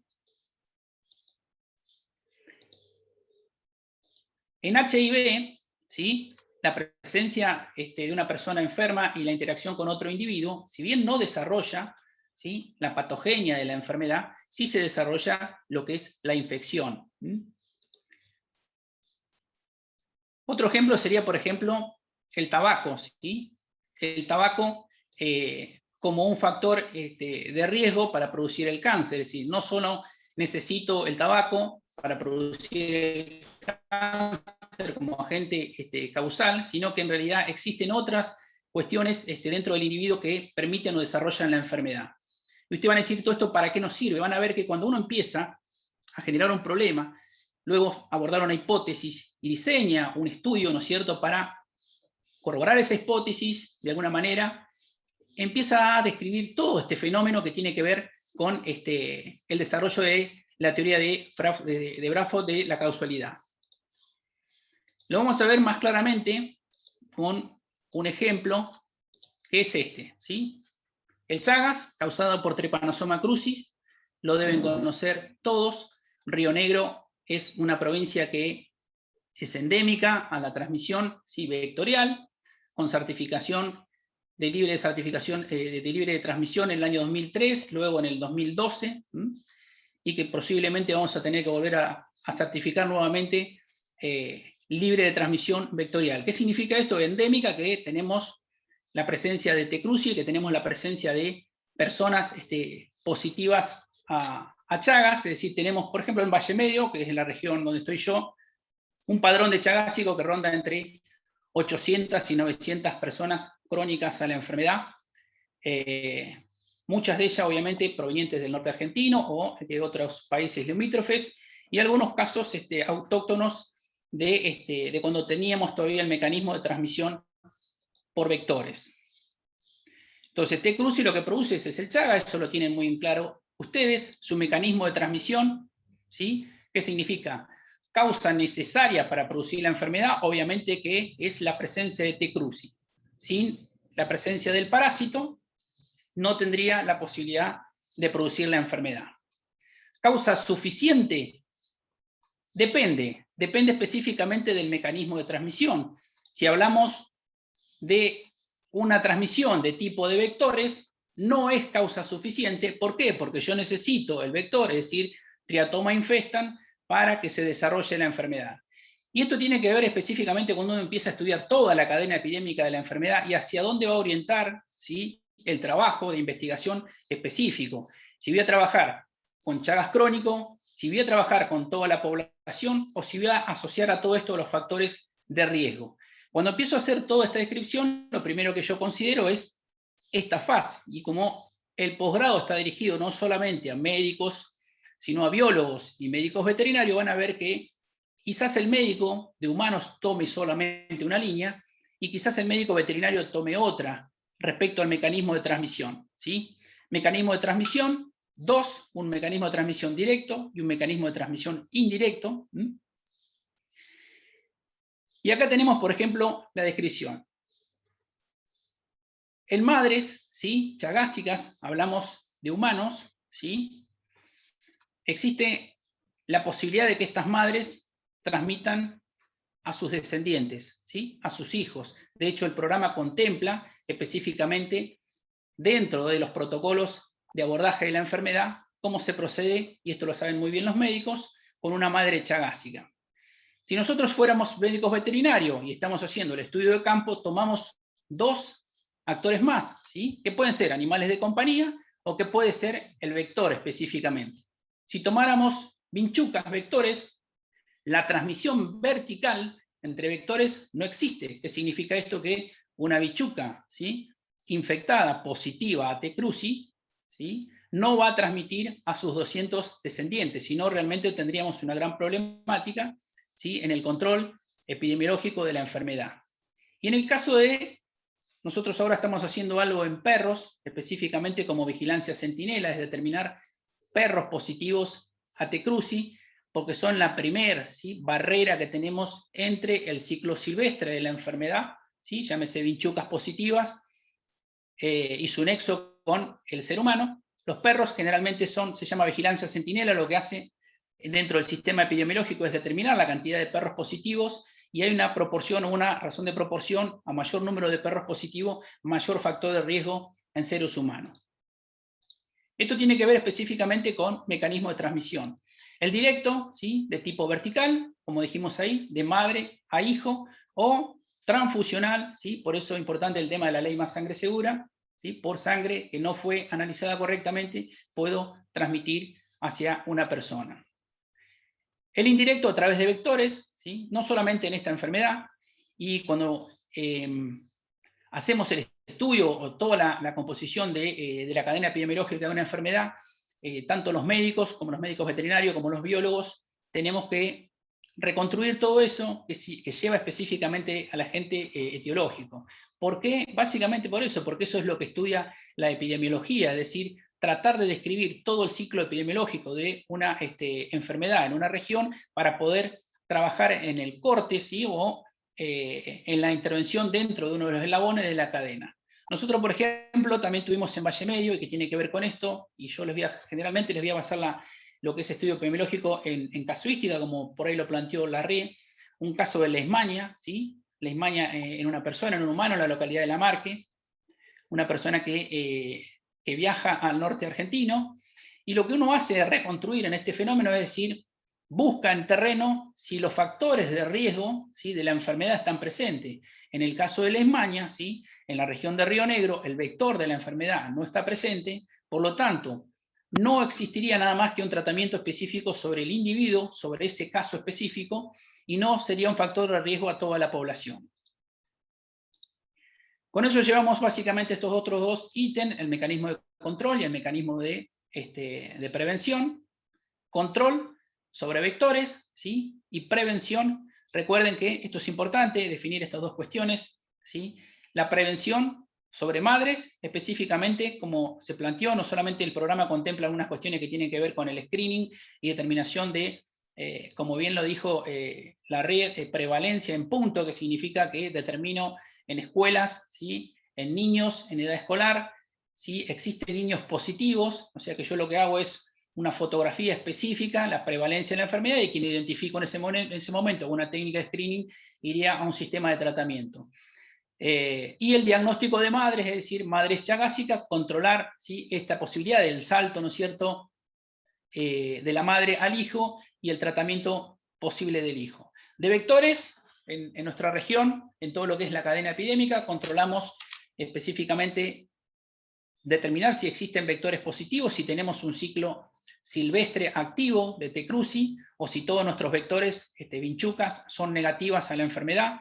Y esto tiene que ver con esto, es decir, trabajar después en lo que nosotros definimos como ecotopos, es decir, el salto del ciclo silvestre al ciclo periurbano y del ciclo periurbano específicamente a los humanos. El otro dato interesante de esto es, en algún momento nosotros tuvimos en el análisis de vectores, y por eso es importante que cuando hacemos epidemiología o trabajamos en red de diagnóstico, trabajar en conjuntos, las ciencias, tanto las ciencias veterinarias o los que trabajamos en terreno, como las ciencias médicas. Un caso de un laboratorio que analizó vectores en su etapa de ninfas, de larvas, ¿sí?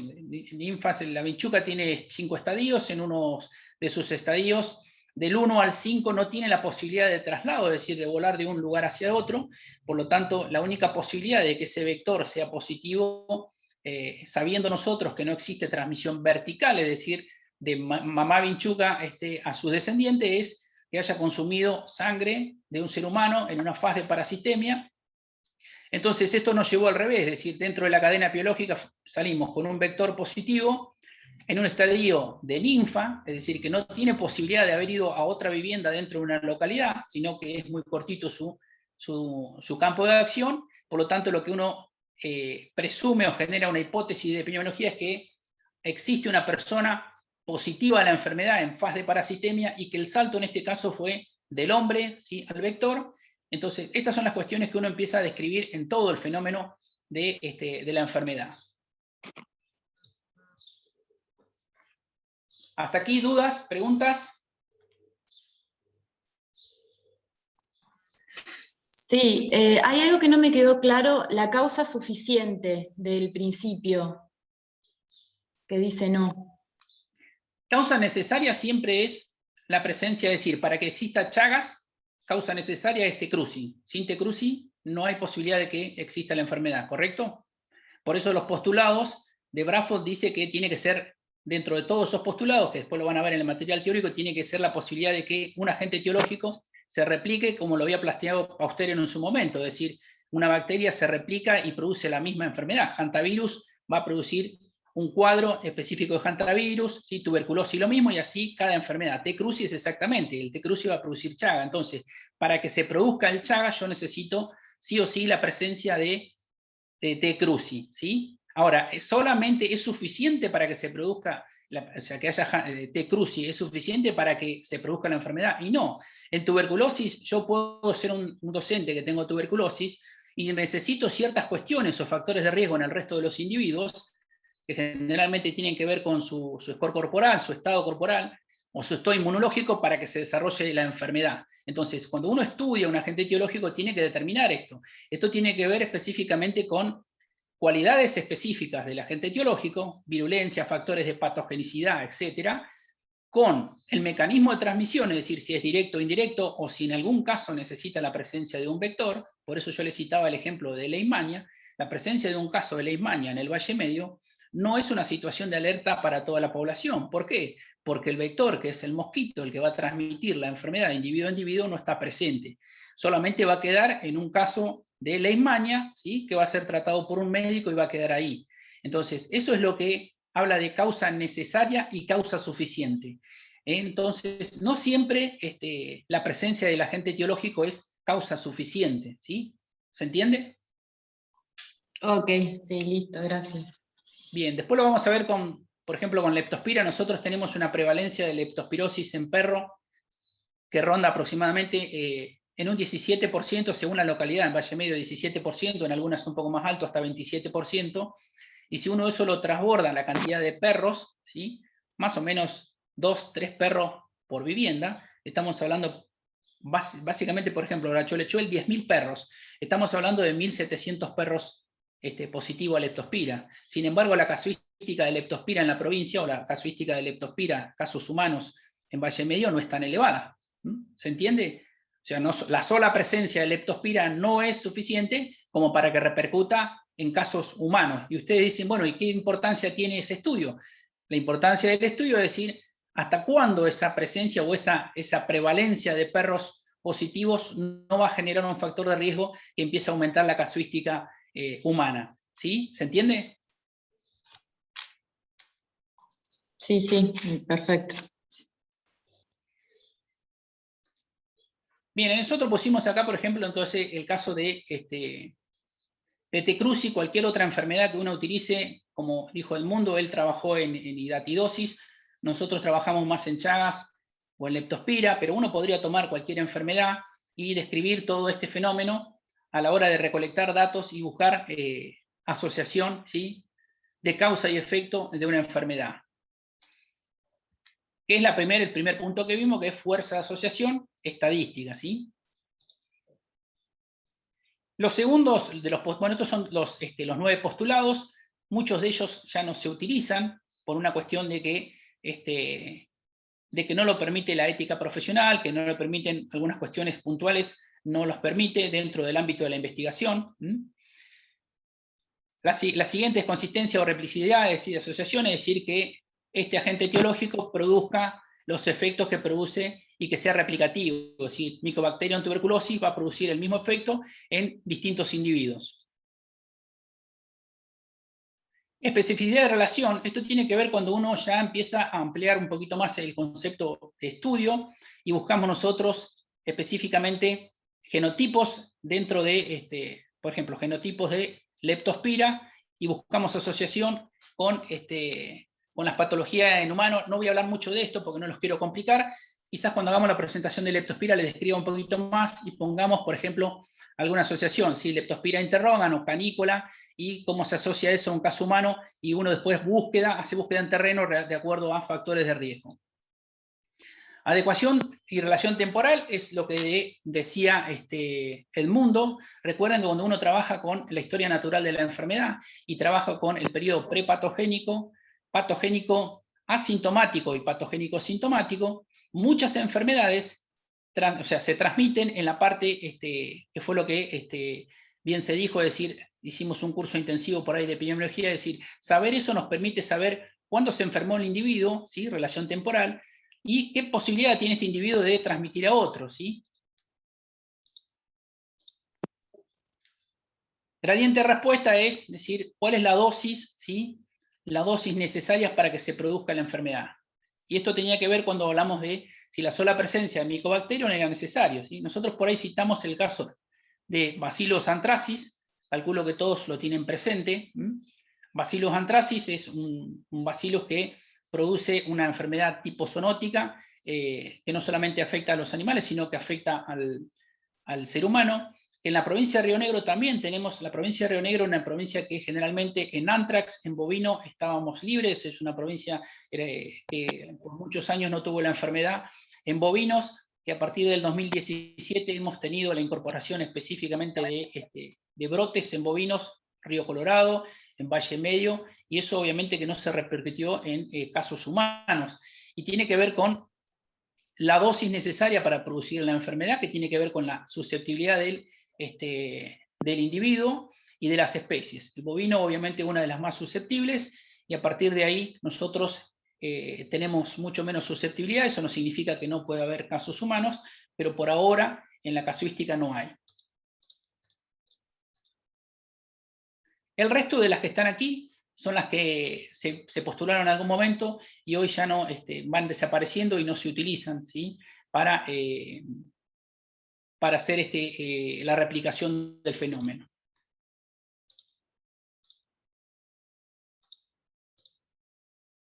Un problema que nosotros teníamos básicamente era eso, ¿no es cierto? Utilizar, que por ahí lo puede describir más Edmundo cuando haga hidatidosis, es colocar antígenos en perro, que hoy no está permitido, como en triquinosis es lo mismo. Entonces algunas de estas ya no se pueden utilizar, ¿sí? Como mecanismo de aplicación de la teoría de la causa y efecto. Esa es la primera parte. La segunda parte es, al medir todo el fenómeno de salud en enfermedad, quizás eso completaba un poquitito lo que decía Edmundo, conocer una cadena epidemiológica en detalle nos permite obtener mucha información que nos va a servir para trabajar en el corto plazo, ¿sí? Para evitar que mayores personas se enfermen, ¿sí?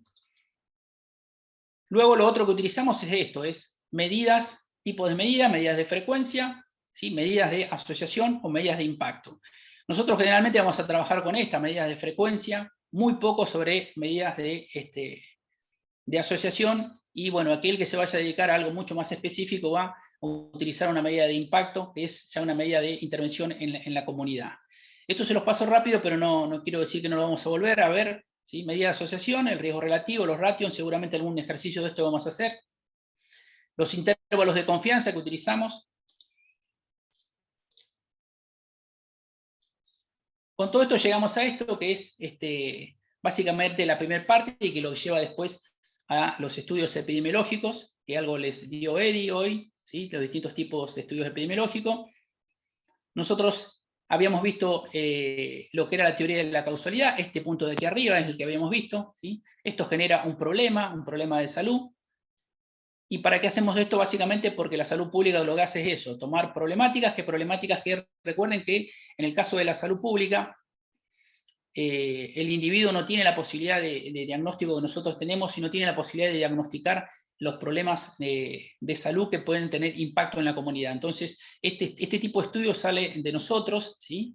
Lo único que puede hacer un paciente o nosotros como sociedad es reclamar un derecho, que es el derecho al acceso a la salud, pero no podemos diagnosticar, la sociedad en su conjunto, problemas de salud. El problema de salud lo podemos diagnosticar nosotros a través de la causalidad y del efecto que va a tener este problema sobre la población, ¿sí?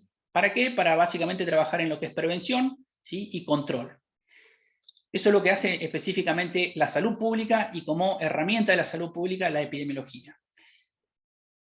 Nosotros lo definimos como enfoque epidemiológico. Primer paso, describe los hechos, compara y plantea una hipótesis, ¿sí? Es básicamente lo que habíamos dicho. Ingresa una persona, ¿sí? Positiva a una determinada enfermedad, y a partir de ahí empezamos a describir todo el hecho de lo que ha ocurrido. Y podemos generar o plantear una hipótesis. El segundo paso es determinar si existe asociación y si se puede cuantificar esta asociación. Es decir, si este hecho, ¿sí? Por ejemplo, ingresa una persona positiva a Chagas, ¿sí? Describimos todo efecto, es decir, buscamos la asociación. ¿Qué asociación sería? Es buscar en el nexo epidemiológico con vectores, ¿sí? O con un proceso que hubo una transfusión de sangre y no tuvo el análisis correspondiente, ¿sí? O era mamá chagásica, y ya sabemos que si es chagásica, un porcentaje de los niños pueden salir positivos a Chagas. Entonces, buscamos la asociación. Y el tercero es si hay asociación, ¿sí? Y cuál es la causa. Y estos, obviamente, que tienen que ver después con los tipos de diseño, que seguramente Edmundo a lo largo del posgrado los va a ir describiendo. No lo vamos a abordar hoy, porque cada uno de ellos amerita su tiempo. A partir de esto generamos las medidas para intervenir, o de alguna manera para buscar, ¿sí? Esta asociación y comprobar científicamente si la existe o no.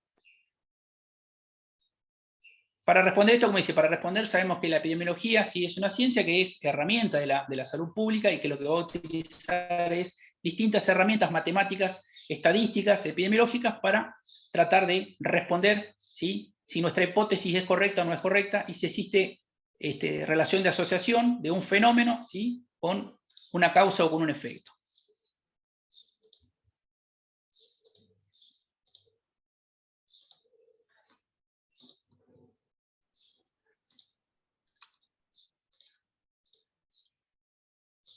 Dentro de estas medidas, las que más utilizamos, y que quizás del mundo algo habló, incidencia y prevalencia son las primeras que utilizamos, ¿sí?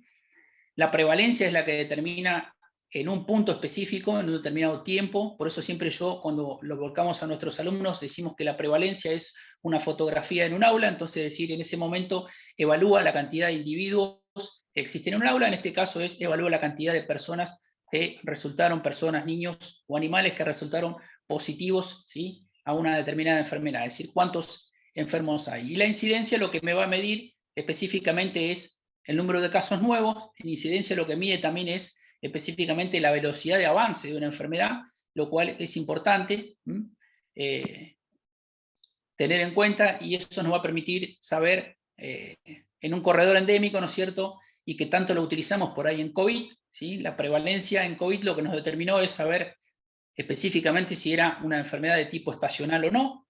Si hubiese sido estacional, hubiese estado concentrado específicamente en un determinado periodo de tiempo del año, y no ser una casuística a lo largo de todo el año. Después existen otras, que es de incidencia, ¿sí?, otras medidas de impacto, que tienen que ver específicamente con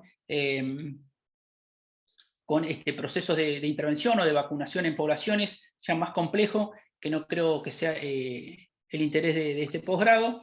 Seguramente trabajamos con incidencia, prevalencia, bueno, algunos estudios de casos y controles, o epidemiología de tipo descriptiva, y calculo que el mundo no pidiera mucho más que eso. No creo que lleguemos a utilizar este cálculo de riesgo, pero bueno,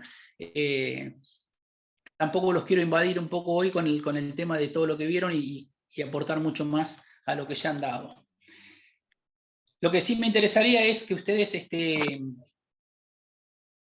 de lo que acabamos de decir, si les quedó el concepto, para que la próxima vez podamos abordar ya en lo que es medidas de asociación, un poco más complicado, pero y a su vez que hayan entendido lo que es causa necesaria, causa suficiente y factor de riesgo en el desarrollo de una enfermedad, ¿sí?, en la cadena epidemiológica, y qué aporte nos puede dar estudio a la hora de trabajar en diagnóstico de la enfermedad, y de esta manera cortar los ciclos epidémicos de las enfermedades.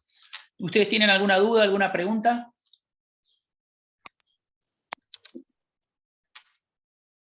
No, profe, por ahora no. Eddie, ¿algo que quieras aportar vos? Con esto ya estaríamos en la primera parte nosotros, para no hacerlo tan largo en el día de hoy, y bueno, porque después si no tengo que ya ampliar, trabajar con medidas, y no lo quiero cortar al teórico una vez que empecemos a hablar de medidas de... Con eso lo vamos a atormentar en breve. Van a salir calculando odds ratio, les guste o no les guste. Claro, no quiero tomar el tema de odds ratio ni eso, porque no lo quiero cortar, y si lo corto no lo van a entender después. No, además hay una clase prácticamente específica de eso. Bueno, Pablito, deja de compartir pantalla, así terminamos esto. Yo voy a detener la grabación primero